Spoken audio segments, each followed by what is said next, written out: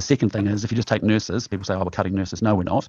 We've actually added 2,000 nurses in 1 year. Nurses pays up 70% since 2014. That number you gave yesterday, that's true. $127,000 $127,000, including overtime allowances. That's and that's good. That's good money. New You South can't Wales. argue with that, can you? That's the point I'm trying to make, is that, the narrative, and people need to understand. And let's be clear, we're up against unions, and we're up against people who are trying to say everything we're doing is rubbish in healthcare, and it's just not true. When we've actually increased remuneration for nurses to 127,000, including their allowances, including overtime, that is on a comparable level to what you get in New South Wales, and yet New South Wales is 35% richer than us. They're not cutting nurses. That's, as he politely put it, absolute rubbish. I've been meeting with the chairs and the leaders of the colleges and sections in the NZ&O today, and there were tears in the room because of the shared stories of the horrendous cuts, vacancies not being filled, and the impact on the patients that we're actually caring for, because we just simply do not have enough nurses to provide the timely standard of care that we should be doing. One nurse who was representing the NICU to look after the tiny babies said that she turned up to shift the other day, 5 nurses down.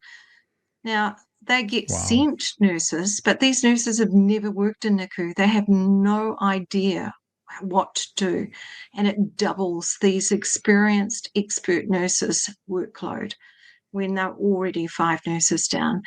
And what does that mean? That's really impacting on the patients, and things are starting to go wrong. People are getting hurt and harmed because of it. If we've got enough nurses in the system, and if they have recruited those nurses, and maybe they have, but they have gone. And we know they've gone because I've actually looked up the number of nurses that have registered to go and work in Australia, if you're interested.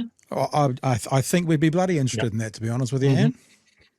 Okay, well, in 2023 and 24, 12,000 New Zealand nurses registered to go and work in Australia, and that was a 53% increase from the year before.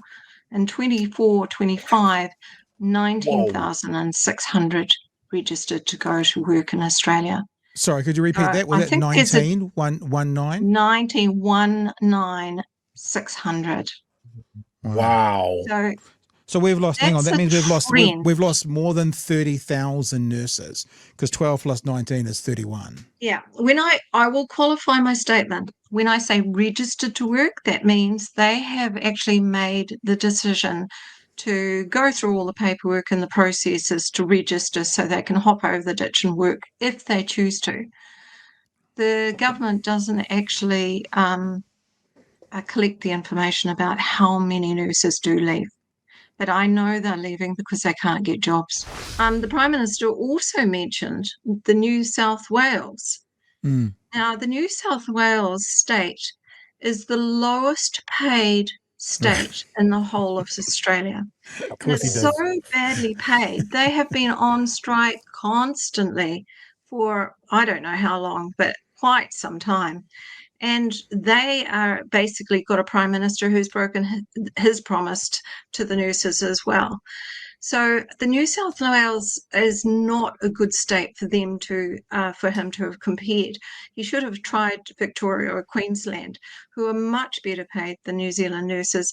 And guess where our New Zealand nurses are going?